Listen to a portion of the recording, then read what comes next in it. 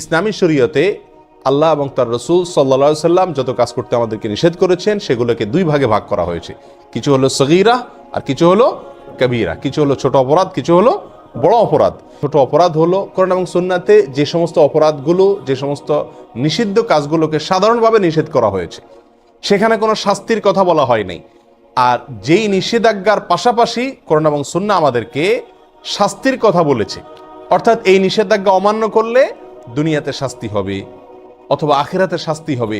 দুনিয়াতে তার জন্য কোনো সাজা নির্ধারণ করে রাখা হয়েছে, অথবা আখিরাতের কোনো শাস্তির কথা বলা হয়েছে, অথবা সেখানে কোনো লানত, কোনো প্রকার অভিশাপ, কোনো প্রকার শক্ত কঠোরতা আরোপ করা হয়েছে।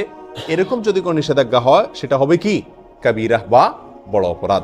ছোট গুনাহগুলোও আবার যদি কেউ বারবার করে তাহলে সেটা কি হয়ে যায়? বড় অপরাধে পরিণত হয়ে যায়। কারণ সেটা এক পর্যায়ে আল্লাহ সুবহানাহু ওয়া তাআলার প্রতি, তার রাসূলের প্রতি বেপরোয়া ভাবকে কি করে প্রকাশ করে। এই জন্য প্রিয় বন্ধুগণ, সব ধরনের অপরাধ থেকে বাঁচার জন্য কি করতে হবে? চেষ্টা থাকতে হবে। এই বড় অপরাধ যেগুলো, সেগুলোর ভিতরে আবার সবচেয়ে বড় অপরাধ আছে কয়েকটি। আব্দুর রহমান ইবনে আবি বকরাতা রাদিয়াল্লাহু তাআলা আনহু তার বাবা থেকে বর্ণনা করেছেন, তিনি রাসূল আকরাম সাল্লাল্লাহু আলাইহি সাল্লাম থেকে হাদিস বর্ণনা করেছেন যে তিনি বলেছেন, আলা উনাব্বিউকুম বিআকবারিল কাবাইরি, তোমাদেরকে আমি সবচেয়ে বড় অপরাধ যেগুলো, মহাপাপ কবিরা গুনার ভেতরে আবার সবচেয়ে বড় কবিরা গুনাহ যেগুলো, সবচেয়ে বড় অপরাধ, সবচেয়ে জঘন্য অপরাধগুলো যেগুলো, সেগুলোর উপরে কি আমি তোমাদেরকে বলে দিব না? সেগুলো হলো তিনটি। আল ইশরাকু বিল্লাহ, এক নম্বর হলো আল্লাহর সঙ্গে শিরক করা। আল্লাহর সঙ্গে কি করা? শিরক করা।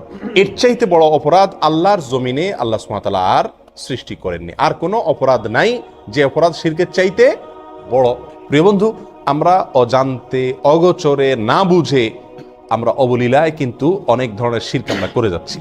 দুই প্রকারের শিরক আছে, একটা হলো বড় শিরক আর একটা হলো ছোট শিরক।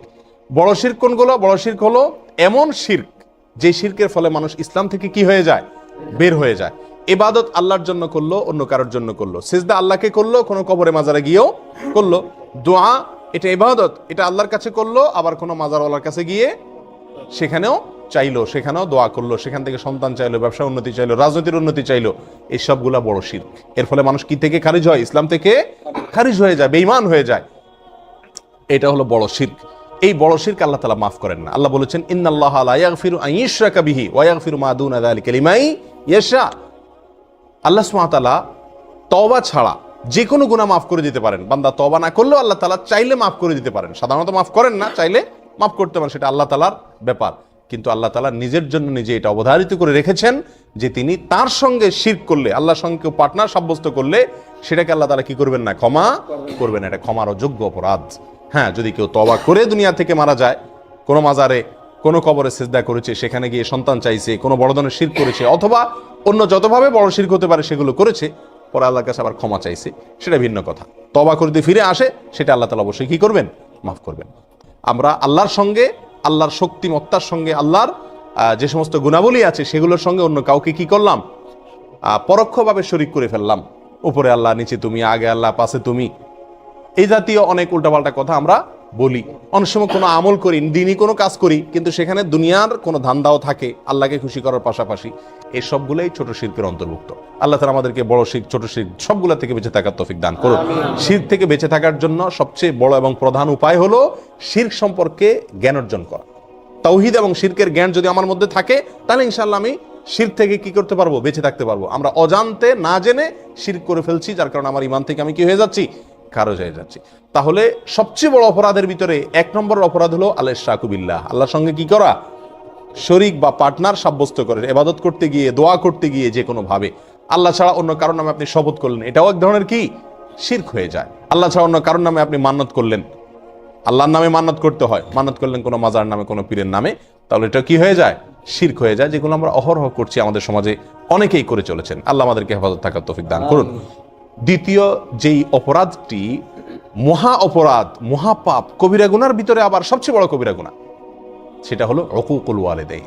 জঘন্য একটি বিষয়, অহরহ আমরা অবলীলায় সবাই কম বেশ করে চলেছি। সেটা হলো মা বাবার অবাধ্যতা, নাফরমানি।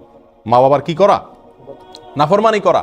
নবী আলাইহিস সালাতু ওয়াস সালাম একান্তে খাসভাবে তার অনেক সাহাবায়ে কেরামকে ওসিয়ত করে গেছেন। সাধারণ নসিহত না, ওসিয়ত। ওসিয়ত কোনটা?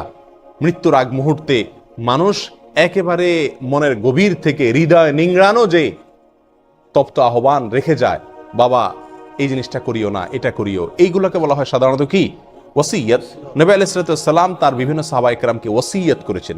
ওসিয়ত শব্দ ব্যবহার করেছেন সাহাবা ইকরাম, যা আমাদেরকে রাসূল ওসিয়ত করেছেন মা বাবার নাফরমানি যেন আমরা না করি। যত বড় নির্দেশই করুক না কেন, মানতে আমার যতই কষ্ট হোক, মা বাবার নির্দেশ যেন আমরা লঙ্ঘন না করি।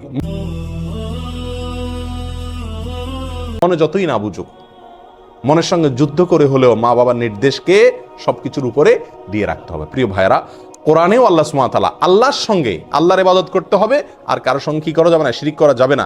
এই নির্দেশের পরেই আল্লাহ বলেছেন ওয়াবিল ওয়ালিদাইনি ইহসানা, মা বাবার প্রতি সদাচরণ করতে হবে। মা বাবা যদি কোনো অন্যায় কাজ করতে বলে, আপনার স্ত্রীর প্রতি জুলুম করতে বলে, অবিচার করতে বলে, অত্যাচার করতে বলে, সেটা করার দরকার নেই, সেটা মানা যাবে না। আল্লাহর নির্দেশের বিরুদ্ধে যদি কিছু করতে বলেন, দায় রাখতে নিষেধ করেন, নামাজ পড়তে নিষেধ করেন, তাহলে সেগুলো মানা যাবে না। বাকি এছাড়া যত সাধারণ নির্দেশ আছে মা বাবার, সেগুলোকে সবকিছুর উপরে অগ্রাধিকার দিয়ে মানতে হবে। এবং এটা মানা, বিশেষ করে আমাদের দেশের মতো যে সমস্ত দেশে যৌথ ফ্যামিলি ব্যবস্থাপনা আছে, সেই সমস্ত সমাজে মা বাবার হুকুম মানতে গিয়ে অনেক ধরনের সমস্যা দেখা দেয়। তারা যদি অযৌক্তিক কোনো নির্দেশ করেন যেটা আপনার সাধ্যের বাহিরে, তো সেটা আপনার জন্য মানা জরুরি না, কিন্তু তাদের সাথে ব্যবহার খারাপ করা যাবে না। নিজের স্ত্রীকে বলে রাখতে হবে, বা যাদের কারণে মা বাবার হুকুম মানতে কষ্ট হয় তাদেরকে বলতে হবে, দেখো এই জায়গায় আমি দুর্বল, আমার কিচ্ছু করার নেই, এখানে তোমাকে সবর করতে হবে। এককালে তুমিও বুড়া হবা, তোমার সন্তানদের কাছেও তোমার নির্দেশ অযৌক্তিক মনে হবে। সেদিন যদি তাদের স্নেহ, তাদের ভালোবাসা পাইতে চাও, তো আজকে তুমি সবর করো। কথা বুঝে আসছে? আল্লাহ তাআলা আমাদেরকে তৌফিক দান করুন। তাহলে দ্বিতীয় বড় অপরাধ, বড় অপরাধের ভিতরে, মহাপাপের ভিতরে সবচেয়ে বড় মহাপাপ, শিরকের পরে দ্বিতীয়টা হলো মা বাবার কি করা? অবাধ্য হওয়া। আল্লাহ যাদেরকে মা বাপ দিয়েছেন, দুজনের একজন বেঁচে আছেন অথবা দুজন বেঁচে আছেন, আমরা তাদেরকে কি করব? ইনশাআল্লাহ সন্তুষ্ট রাখার চেষ্টা করব। সর্বোচ্চ চেষ্টা থাকবে তারা যেন আমার প্রতি অসন্তুষ্ট না হন। বারবার মাপ চাবো, বারবার মাপ চাবো, অন্যায় করবো আবার পায়ে ধরে মাপ চাবো। মা বাবার কাছে কখনো মানুষ কি হয় না? ছোট হয় না।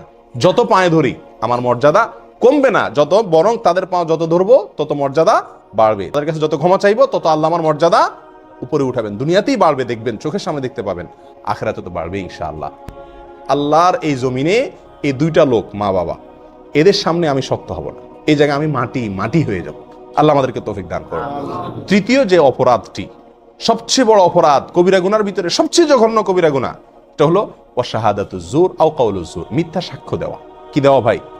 মিথ্যা সাক্ষ্য দেওয়া। এই হাদিস বর্ণনাকারী সাহাবী বলছেন যে নবী আলাইহিস সালাম হেলান দিয়ে বসে কথাগুলো আমাদেরকে বলছিলেন।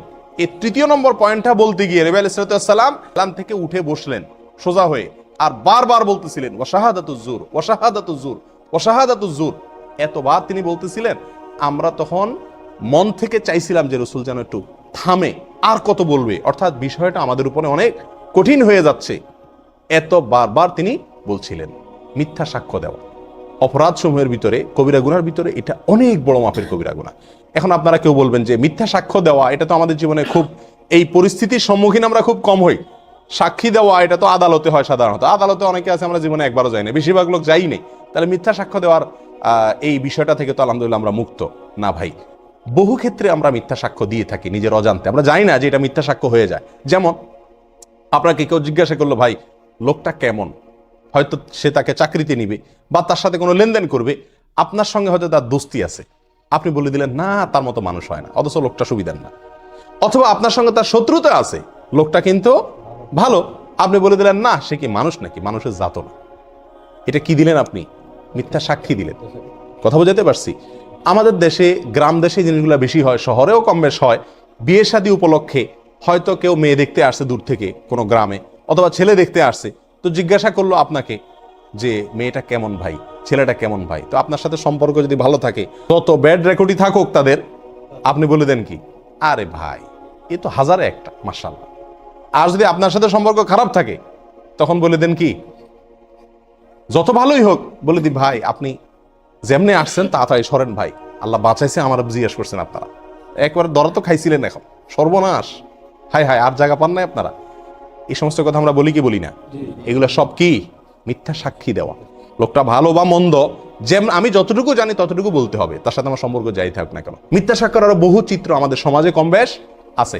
ছোটখাটো বেজালে, গন্ডগোলে, ফাসাদে, মারামারিতে, ঝগড়াঝাটিতে, বিচার অথবা মানে বিচারের মতো কোনো সালিশি যদি হয় বা এই জাতীয় কোনো মিউচুয়াল হয়, তো সেখানেও দেখা যায় আমি প্রত্যক্ষদর্শী, অনেক সময় আমি সাক্ষী দিতে চাই না, সাক্ষ্য দিতে চাই না। সাক্ষ্য দিতে না চাওয়া এটা একটা অপরাধ। আর মিথ্যা সাক্ষী দেওয়া এটা কি? অপরাধের ভিতরে, বড় অপরাধের ভিতরে মহা বড় অপরাধ। আল্লাহ তাআলা আমাদেরকে এই তিনও মহা বড় অপরাধ থেকে বেঁচে থাকার তৌফিক দান করুন। এরকম আরো বেশ কয়েকটা অপরাধকেও মহা বড় অপরাধ হিসাবে অন্যান্য হাদিসে সাব্যস্ত করা হয়েছে, শামিল করা হয়েছে। তার ভিতরে একটা হলো জেনা করা, মানুষ হত্যা করা। আজকাল যে আমরা ভ্রূণ হত্যা করি, এটাকেও কোনো কোনো জায়গায় এরকম মস্ত বড় অপরাধ বা মহা বড় অপরাধ হিসাবে সাব্যস্ত করা হয়েছে। ভ্রূণ হত্যা অর্থাৎ সন্তান গর্ভে আসছে, আপনি সেখান থেকে কি করলেন? হত্যা করে দিলেন ওষুধ দিয়া অথবা বিভিন্ন প্রসেসের মাধ্যমে। এগুলো সবগুলো বড় অপরাধ। আল্লাহ তাআলা আমাদের সকলকে এই বড় অপরাধগুলো থেকে বেঁচে থাকার তৌফিক দান করুন। বিশেষ করে এই হাদিস থেকে আমরা যে তিনটি অপরাধের কথা জানলাম, শিরক করা, মা বাবার অবাধ্যতা এবং মিথ্যা সাক্ষ্য দেওয়া, এগুলো থেকে হাজার হাজার মাইল দূরে থাকার তৌফিক দান করুন।